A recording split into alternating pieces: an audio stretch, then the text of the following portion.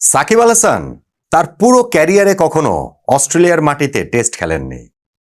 তামিম ইকবালের ক্ষেত্রেও একই কথা।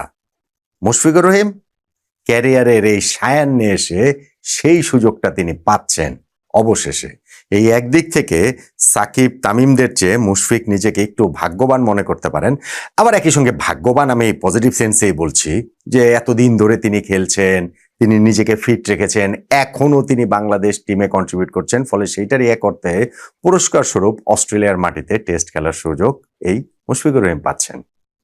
বাংলাদেশ অস্ট্রেলিয়া যে টেস্ট সিরিজটা শুরু হচ্ছে আগামীকাল বাংলাদেশ সময় সকাল 6:30টায় প্রথম টেস্টে বল যখন মাঠে গড়াবে, এইটা বাংলাদেশ ক্রিকেটের জন্য একটা ঘটনা। আমি অর্জন না বললেও ঘটনা বলবো। টেস্ট খেলাটা তো আর অস্ট্রেলিয়া মাটিতে সেটা কোনো অর্জন না, কিন্তু ধরেন 2003 সালে সর্বশেষ আমরা অস্ট্রেলিয়া মাটিতে টেস্ট খেলেছি।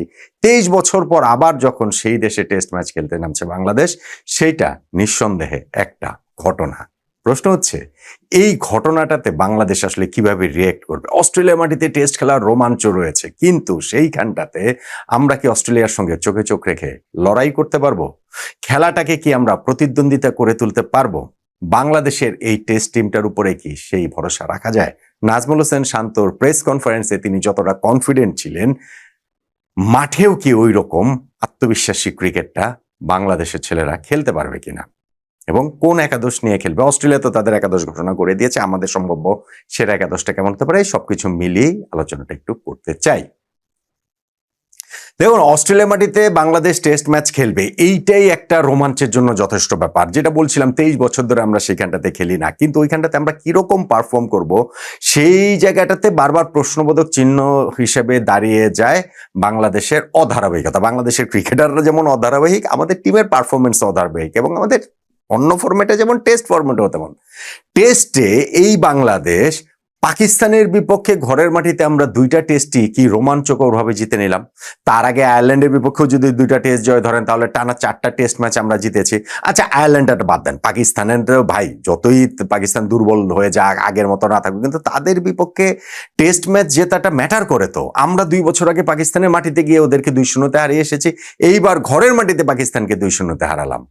অথচ সেই বাংলাদেশ কিনা জিম্বাবুয়ের মাটিতে গিয়ে সেখানে খেলতে গিয়ে জিম্বাবুয়ের কাছে একমাত্র টেস্ট আমরা শুধু হারিয়েনি, ইনিংস ব্যবধানে আমরা হেরে গিয়েছিলাম। ফলে এই নাজমুল হোসেন শান্তর কোন দলটাকে যে দেখা যাবে, কোন রূপে যে দেখা যাবে ডক্টর জ্যাকেল অ্যান্ড মিস্টার হাইডের মধ্যে অস্ট্রেলিয়ার বিপক্ষে টেস্টে, সেইটা খুব ইন্টারেস্টিং বিষয় হবে। এবং সেখানে নিশ্চিতভাবে ডক্টর জ্যাকেল রূপটা, ভালো রূপটা, টেস্ট ক্রিকেটে যে আমরা আগের চেয়ে অনেক বেশি ধারাবাহিকভাবে কিছুটা ধারাবাহিকতা এসেছে, আগের চেয়ে ভালো খেলছি, সেইটার প্রমাণ রাখার, সেই স্বাক্ষরটা, ছাপটা রেখে যাওয়ার সুযোগ বাংলাদেশের ক্রিকেট দলের সামনে রয়েছে। অস্ট্রেলিয়া তাদের রীতি মেনে যথারীতি এই টেস্টের আগের দিনই একাদশটা ঘোষণা করে দিয়েছেন। সেই একাদশে ধরেন ট্রাভিসের সঙ্গে জেক ওয়েদারেল্ড ওপেন করবেন, ঘরের মাটির ছেলে, এই যেখানটাতে খেলা হচ্ছে ডারউইনের সেইখানটাতে। নাম্বার 3-তে মার্নাস লাবুশন খেলবেন, যদিও তিনি অনেক দিন ধরেই ফর্মে নেই, তার জন্য এই সিরিজটা খুব ক্রুশাল। এরপরে স্টিভেন স্মিথ, ক্যামেরুন গ্রিন, তাকে 5 নম্বরে খেলানো হবে, অ্যালেক্স ক্যারি এবং হচ্ছে গিয়ে বাউ ওয়েবস্টার, এই তাদের মোটামুটি ব্যাটিং লাইন আপ। সঙ্গে হচ্ছে গিয়ে 4 বোলার, সেই 4 বোলারের মধ্যে নাথান লায়ন স্পিনার তিনি আছেন, এবং তাদের বিগ 3 যে pacer Mitchell Starc, Josh Hazlewood এবং প্যাট কামিন্স, এই 3 জন থাকছেন। এখন দেখেন অস্ট্রেলিয়ার এই টিমটার মধ্যে হচ্ছে গিয়ে 3 জন ওই পেসার তো রয়েছেনই, স্কট বোল্যান্ডের মতো পেসারকে তাদের বাদ দিতে হয়েছে, যিনি গত অ্যাশেজে এত ভালো খেলেছিলেন। এই 3 জন কামিন্স, স্টার্ক এবং হ্যাজেলউড প্রায় 1 বছর পরে তারা আবার একসঙ্গে মাঠে নামছেন। নাথান লায়নও অ্যাশেজে ইনজুরির কারণে তিনি ছিটকে গিয়েছিলেন মাঝপথে, তিনিও এইখানটাতে ফিরেছেন। ফলে অস্ট্রেলিয়াকে পূর্ণ শক্তির দল নেই, তারা এইখানটাতে খেলছে। বাংলাদেশ বলে যে তারা একটু কম দুর্বল, মানে অন্যান্য খেলোয়াড়দের পরীক্ষা নিরীক্ষা করবে, সেই সুযোগটাও আসলে নাই। কারণ অস্ট্রেলিয়া সামনের 1 বছর সময়ের মধ্যে তারা 20-21টা টেস্ট ম্যাচ খেলবে। ফলে এই সিজনটা যেহেতু শুরু হচ্ছে, তাদের জন্য এটা গুরুত্বপূর্ণ। 3 পেসারের সঙ্গে তাদের ওই 2 pace bowling all rounder Cameron Green এবং ওয়েবস্টার, এই 2 জনও কিন্তু রয়েছেন। আর ব্যাটিং লাইন আপের কথাটা তো বললামই। ফলে বাংলাদেশের সামনে একটা হিউজ চ্যালেঞ্জ অপেক্ষা করে আছে। বাংলাদেশ অস্ট্রেলিয়া এই 2টা দেশ যে 6 বার টেস্টে মুখোমুখি হয়েছে, তার মধ্যে কিন্তু বাংলাদেশ 5টা তো হেরেছে, একটা কিন্তু আমরা জিতেছি। 2017 সালে সেই জয়, যেইটা সাকিব আল হাসান বলেন যে তার ক্যারিয়ারের সবচেয়ে, তার পারফরমেন্সের দিক থেকে সবচেয়ে তৃপ্তিদায়ক জয়গুলোর মধ্যে ওই অস্ট্রেলিয়ার বিপক্ষে টেস্ট জয়ের কথাটা তিনি সবসময় বলেন। আমরা যে 2003 সালে খেলতে গিয়েছিলাম অস্ট্রেলিয়ায়, সেখানে কিন্তু দুটো টেস্টই বাংলাদেশ আমরা হেরেছিলাম তো বটে, ইনিংস ব্যবধানে হেরেছিলাম, আমরা খুব একটা প্রতিদ্বন্দ্বিতা করতে পারিনি। অবশ্য তখন বাংলাদেশের টেস্ট ক্রিকেটের বয়স ছিল মাত্র 3 বছর, এখন 26 বছর।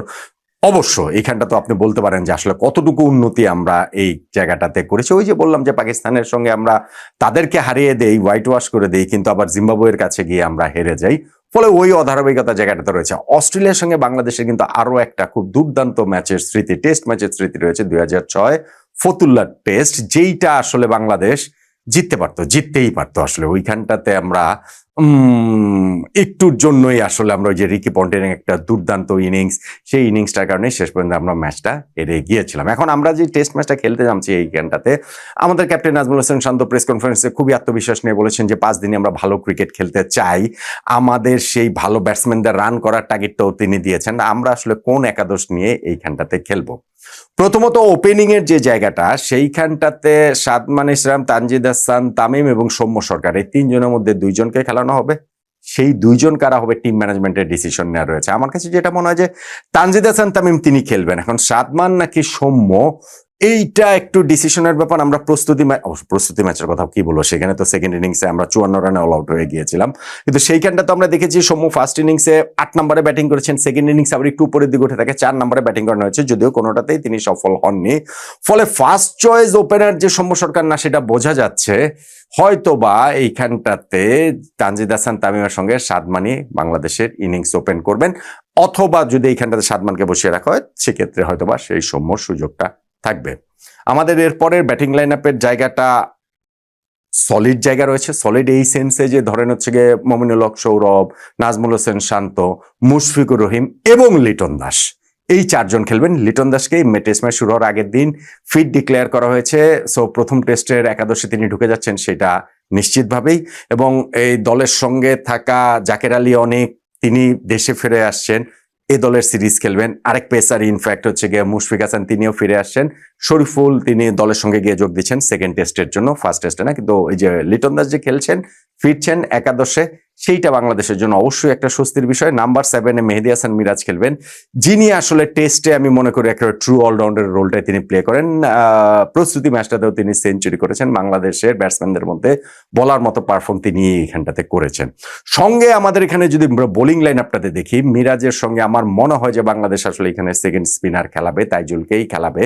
তো তাইজুল মিরাজ থাকবে, আমরা 4 পেসার নিয়ে খেলবো, আমার কাছে সেটা মনে হয় না। এবং সেই পেস বোলিং এর ওইখানটাতে তাসকিন আহমেদের সঙ্গে হাসান মাহমুদ এবং সৈয়দ খালেদ কিংবা ইবাদত হোসেনের একজনকে খেলাবে। তাসকিন এবং হাসান মাহমুদ খেলবেন এবং ওই 2 জনের একজনকে খেলানো হবে।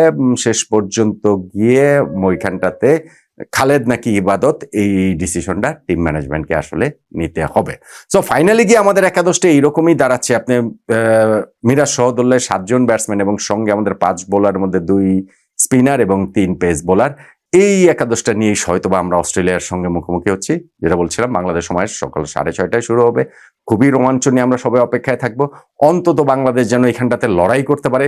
অস্ট্রেলিয়ার মাটিতে অস্ট্রেলিয়ার বিপক্ষে বাংলাদেশ টেস্ট ম্যাচ জিতে যাবে, জিততেই হবে এমন কথা আমি বলছি না, কিন্তু ওই যে চোখে চোখ রেখে লড়াইটা, ওইটা আমরা যে একটা উন্নতির ছাপ যে রাখতে পেরেছি, সেইটা আসলে বাংলাদেশ টিমের কাছ থেকে, নাজমুল হোসেন শান্তর টিমের কাছ থেকে আসলে খুব খুব খুব করে আসলে আমরা সবাই দেখতে চাইবো, নয় কি?